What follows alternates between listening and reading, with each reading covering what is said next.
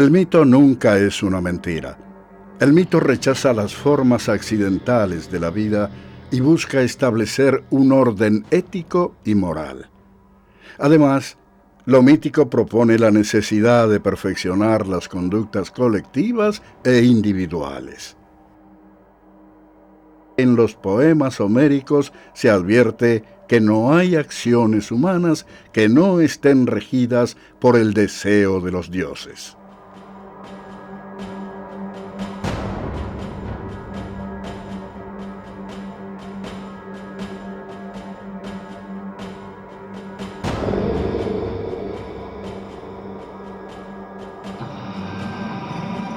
El Olimpo, ese lugar elevado.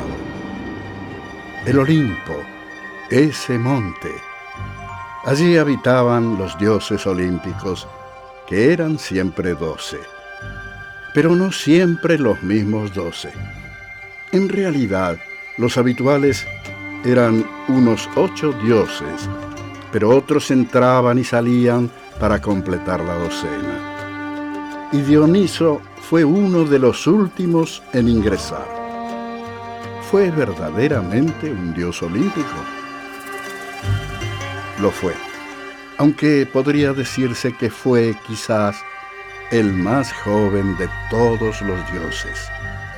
Dioniso, dios del vino y del delirio místico.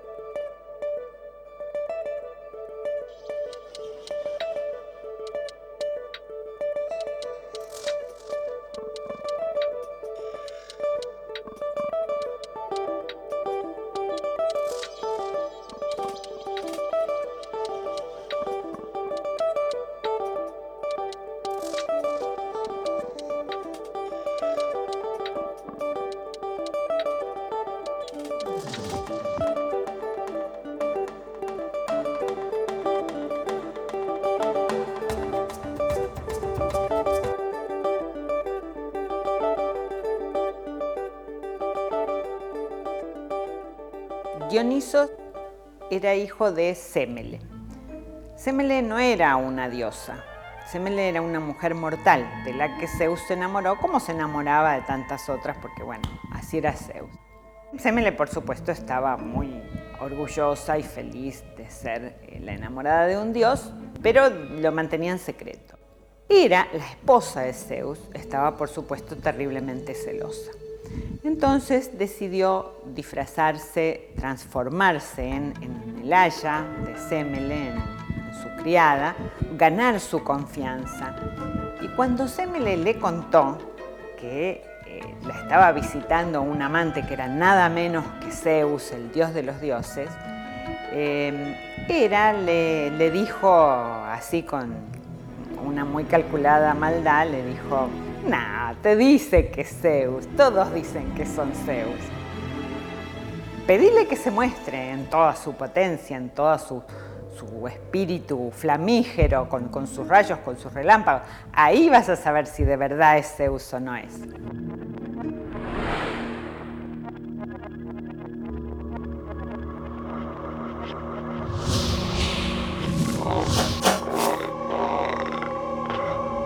Y a Sémele le prendió el bichito de la duda, y la próxima vez que estuvo ante Zeus, rogó y suplicó de tal manera a Zeus que se mostrase en todo su poder, que finalmente Zeus, no sin muchas dudas y temores, accedió, fulminó a la pobre Sémele, que cayó muerta. Zeus, finalmente algo fastidiado, finalmente se manifiesta en esa forma, y parte de su verdadera forma es, como dijimos, el fuego celeste. Sémele muere, abrazada por las llamas, pero antes Zeus arrebata el feto, que es producto de el amor con la mujer mortal, lo incrusta en uno de sus músculos y cuando se cumple el proceso de gestación de una de las piernas de Zeus nace entonces el dios Dioniso. Por eso que Dioniso es el 2 veces nacido. Ya acá encontramos esta idea de una suerte es un dios que muere y vuelve a nacer. Representa a Dioniso fuertemente esta idea de muerte y resurrección.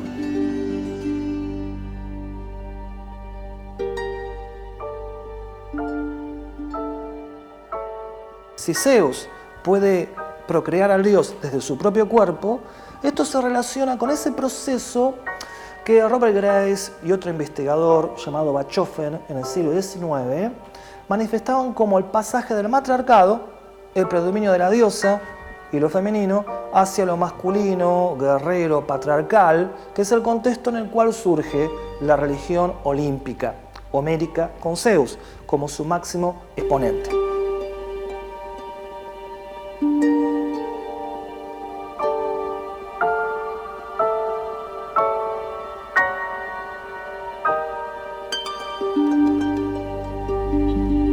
Es una figura enigmática también en cuanto a su origen, según parece, proviene de Tracia o de Frigia, y para algunos viene de Asia Menor, de otras zonas de Asia Menor. Hay, sin embargo, quienes piensan que su origen está en Creta y que era una divinidad helénica muy arcaica. De todas maneras, lo que interesa es que cómo fue recibido la imagen de Dioniso en los textos que tenemos. Aparece como el dios que llega tardíamente, el dios extranjero, el dios que trae algo que perturba. Y esto es lo que caracteriza a Dioniso. Es un dios perturbador. Dioniso había podido nacer, pero Hera, la legítima esposa de Zeus, no iba a cesar en su búsqueda de venganza. Seguía intentando asesinar a Dioniso. Fue por eso que el pequeño dios fue entregado, por pedido de Zeus, a Hermes.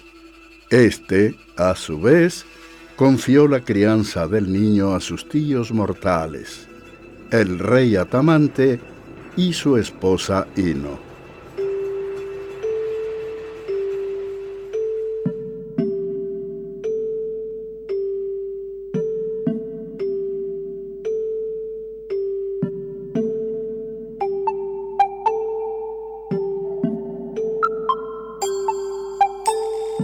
Para disimular que se trata de Dioniso, lo visten de niña y lo crían como si fuera una mujer.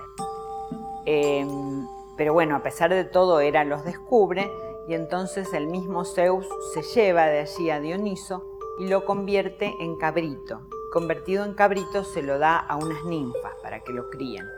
En su escapatoria, Dioniso revela otro de los aspectos fundamentales de su significado simbólico. Se va transformando en distintas figuras animales. Dioniso se vincula con animales que evocan las fuerzas del instinto, las fuerzas de la vida instintiva, procreadora, o animales que se vinculan con la fascinación magnética, erótica de la sensualidad, de la belleza. En el primer caso están animales como el macho cabrío, en el cual Dioniso se transforma. En el segundo grupo de animales vinculados con la sensualidad que el dios promueve como parte de su recuperación de una vida intensa, una vida orgiástica, plena, se encuentran, por ejemplo, los felinos. Él va recorriendo un largo periplo, es un dios viajero, un dios que viaja y que tiene una serie de aventuras a lo largo de su trayecto, hasta llegar a ser considerado realmente un dios entre los demás olímpicos. Él tiene que ganarse el Olimpo. No le resulta un lugar que automáticamente le corresponde como en el caso de otros dioses. Dioniso, alegre y festivo, pero puede ser terrible, barbado, después joven semidesnudo con piel de cabra o pantera, coronado de hiedra y vid. Suele ir en su carro tirado por leopardos, acompañado por un cortejo. Una representación artística conocida es Los borrachos de Velázquez. Dioniso es el dios de la viña, el dios del vino, del éxtasis místico provocado por el vino, y en cierto modo él tiene un cierto poder sobre la locura, ¿verdad? Y un poco también a causa del poder del vino sobre los hombres. Pero antes de tener esa posibilidad de infundir la locura en otros, él mismo sufre la locura. No una locura placentera, una locura alegre, una locura de unas copitas de más, sino una locura terrible que le provoca Hera, su archienemiga, la que lo persigue siempre a lo largo de toda su niñez y su juventud. Una locura muy terrible de la que sale con grandes esfuerzos gracias a la diosa Cibeles, que lo cuida, lo protege y le enseña también las posibilidades de la vid, de los viñedos y de la uva, que a su vez él va a transmitir a los hombres.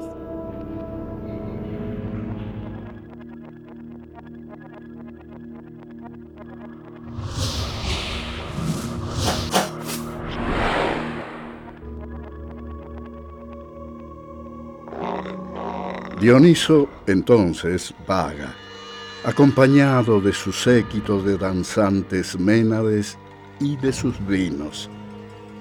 Es un hacedor de locura, un hechicero, un animal suelto.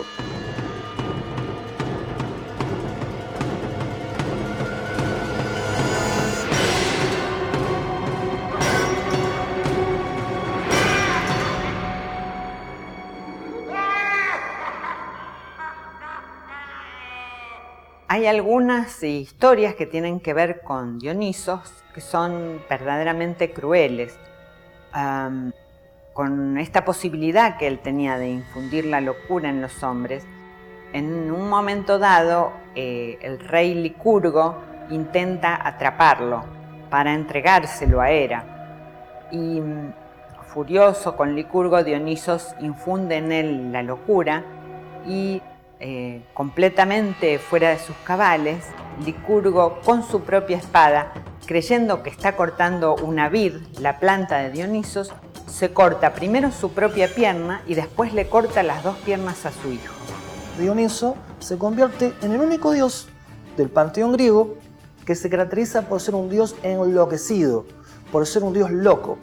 Pero la locura de Dioniso, o manía, es una locura positiva, es una locura del entusiasmo, es una locura de un frenesí, de una danza, de un delirio que reanima los cuerpos, que reenciende las pasiones. La locura positiva o manía de Dioniso es una locura que lleva a un desborde constante de la vida y que lleva a un frenesí y a un impulso de movimiento, de nomadismo. Por eso que el dios enloquecido Dioniso es un dios que también se va a caracterizar por el viaje. Sigue Dioniso su andar errante. Así es como llega a Tebas, y allí busca a las mujeres de la ciudad para que participen de sus fiestas, fiestas llenas de pasión y de lujuria. Tebas está gobernada por Penteo, primo de Dioniso y su opuesto. Dioniso es errante, orgiástico y libre. Penteo está encerrado en la ética, el matrimonio y el sedentarismo. El mundo asiático ingresaba por todos lados. La libertad sexual empezaba a respirarse. Penteo sufría y decidió perseguir al ejército de mujeres de Dionisio y encerrar al mismísimo Dios que venía disfrazado de sacerdote. Jamás pensó aquel rey que Dionisio podría ser el mismísimo sacerdote o viceversa.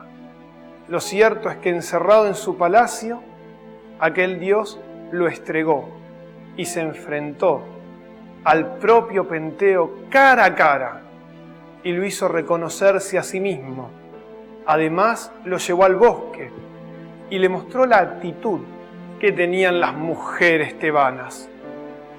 La visión de Penteo fue terrible, hasta su propia madre participaba de aquellas fiestas bacantes. cuando las espía, finalmente lo descubren, y cuando lo descubren, Ágape, que su propia madre, le corta la cabeza pensando que era una fiera. Hay una enorme crueldad en un punto, si lo vemos desde afuera, en la figura de Dioniso, pero está reflejando esta potencia de la vida que muchas veces se manifiesta de esta manera. El vagabundeo permanente y la estancia permanente en un lugar nos llevan a pensar la historia de Dionisio no solo como la historia de la construcción de una ciudad de dos caras, la nómada y sedentaria, sino también la historia de Penteo y de las fiestas que van a dar origen a lo que es el teatro, la comedia, la tragedia y, por sobre todas las cosas, la sátira dionisíaca. Es decir, en aquellas fiestas originarias donde se privilegiaba la orgía y la sexualidad y los excesos, termina dando origen a lo que hoy conocemos como el teatro clásico. Dioniso continúa con sus viajes hacia las fronteras del mundo conocido. Le gustan las fronteras, le gusta atravesarlas hacia lo desconocido. Es un buscador, un inquieto dios itinerante. Ahora, Dioniso navega los mares que no están exentos de los peligros que lo aquejan en tierra firme. Durante el viaje por barco, Dioniso oculta su condición divina y para los marinos aparece como un hombre con riquezas, con oro, y entonces conspiran para arrojarlo por la borda y quedarse con sus riquezas. Y cuando están en medio del mar, Dioniso, con sus posibilidades extraordinarias de Dios, hace que empiecen a crecer en el barco vides y parras, se escuchan flautas mágicas, empiezan a volar pájaros alrededor del barco, y en medio de esa locura los remos se transforman en serpientes, y en medio de esa locura, completamente fuera de sí, los marineros se arrojan al agua y se transforman en delfines. Y así el victorioso Dios no solo despeja el cercano peligro, sino que muestra una vez más el poder de la metamorfosis como un atributo fundamental del Dios. Y por eso hoy los delfines son tan empáticos y tienen tan buena relación con los seres humanos, porque en realidad se trata de los descendientes de estos piratas arrepentidos. Este hecho o este momento del mito es otra forma de acercarnos a un aspecto fundamental de la significación del Dios. Es un Dios de la metamorfosis, es un Dios que rompe las formas cerradas, estáticas, y permite que algo se mueva, cambie y adquiera distintas figuras. La transformación, el tener muchas formas, es parte de una vida en movimiento, en devenir. Dioniso nunca es uno. Es él mismo y otros a la vez. Es cabra, es felino, es toro. Es cambio, es interpretación, es vida. Con el tiempo podemos advertir la aparición de otra forma de Dioniso, el famoso Dioniso Sagreo, que quizás es arcaico, pero que en todo caso lo conocemos tardíamente, que algunos consideran que debe separarse completamente del Dioniso mencionado antes, otros que por el contrario lo aproximan. Este Dioniso Sagreo es un Dioniso que, podríamos decir, nace 3 veces, o digamos, no solamente 2 veces, sino 3 veces, como dice un pensador epicúreo, ¿no?, del siglo I a.C. Y este Dioniso en realidad es hijo de Zeus y de Perséfone. Y como es hijo del gran padre de los dioses olímpicos, es perseguido por los titanes, que son enemigos de los olímpicos, según el relato de Hesíodo en la Teogonía. Los titanes persiguen a Dioniso. El toro es otro animal emblemático del Dioniso que protege la vida intensificada por el instinto.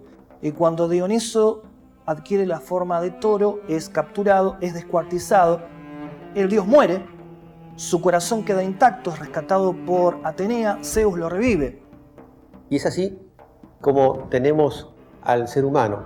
El ser humano es toda la base, digamos, al orfismo, a una corriente mistérica que concibe al hombre como un ser titánico y divino, un ser formado, digamos, por estos titanes, pero que tiene en su núcleo un corazón divino, que es el corazón de este Dioniso Sagredo. Bacco de Caravaggio enfrenta al espectador con la mirada de ensueño y placer, por un lado, y de malestar que recuerda la muerte por el otro, y lo invita a participar de la embriaguez de la vida que es fugaz. Más allá del relato mítico, lo significativo es ver el significado que surge o emerge en este momento de la imaginación mitológica. Una primera característica, una primera singularidad de Dioniso es que es el único dios que nace, muere y renace. Es decir, se está significando una propiedad que el hombre de las culturas míticas le atribuye a la vida. Así como ocurre en el ciclo estacional, donde el invierno es momento de muerte y la primavera momento de renacimiento, los dioses que nacen, mueren y renacen. Simbolizan que la vida es un devenir cíclico. La vida nunca es disuelta o destruida por la muerte. Los mitos griegos nos enseñan a buscar el modo enigmático y profundo en que funciona nuestro mundo. En las respectivas versiones de la historia de Dioniso, sus madres son Sémele y Perséfone. En definitiva, el dios desciende a los infiernos a rescatarlas y concluye su viaje. Así logra ingresar en el Olimpo de los dioses. Dioniso pasa a ser siempre una figura paradójica, una figura inasible, una figura que perturba. Por supuesto, desde el punto de vista político, era un dios que cuando irrumpe parece romper con las costumbres y parece ser un dios que de alguna manera amenaza. Pero no olvidemos que siempre, eso como lo dice Mircea Eliade, las experiencias fundamentales, la experiencia del absoluto, tiene siempre un carácter, digamos, provocativo, porque rompe contra las convenciones. La figura de Dioniso tiene un papel fundamental en el origen del discurso de la tragedia, particularmente por la relación que se puede establecer entre esta deidad, lo trágico, y esa dimensión oscura y siempre actuante en la vida humana que es el goce. En una aproximación a los mitos griegos, la importancia del dios Dioniso es insoslayable. Dioniso, junto con Apolo, son los dos dioses fundamentales, según Nietzsche, para la comprensión del simbolismo y el corazón filosófico de la cultura griega antigua. Dioniso pasa a ser siempre una figura paradójica, una figura inasible, una figura que perturba. Por supuesto, desde el punto de vista político, era un dios que cuando irrumpe parece romper con las costumbres y parece ser un dios que de alguna manera amenaza. Pero no olvidemos que siempre, eso como lo dice Mircea Eliade, las experiencias fundamentales, la experiencia del absoluto, tiene siempre un carácter, digamos, provocativo, porque rompe contra las convenciones. Dioniso es lo vital, lo que está en movimiento, es instinto, es la energía y el placer. Es también la otredad y lo dual. Dioniso es un espejo para mirarnos y reconocernos y vivir.